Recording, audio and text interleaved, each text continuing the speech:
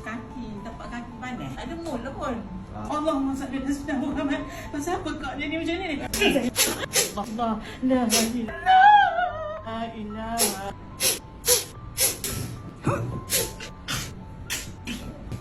Tapak kaki yang saya rasa panas tadi pun ada kurang. Badan ringan sikit kan. Alhamdulillah. Alhamdulillah. Hui, segala-galanya sakit tengah malam tak boleh tidur. Kat pinggang kau pun kau lepas lagi jangan ambil lah dekat situ. Aku tak nak keluar. Nak musnahkan keluarga dia biar sampai dia duduk tengah jalan tu anak-anak.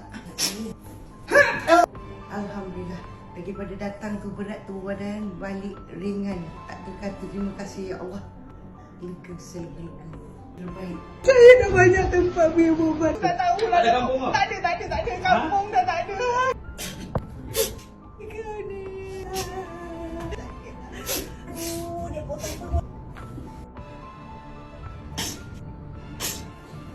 Perawatan alhamdulillah saya rasa kepala saya ringan dan bahagian dada saya ringan dan seluruh anggota badan saya rasa selesa.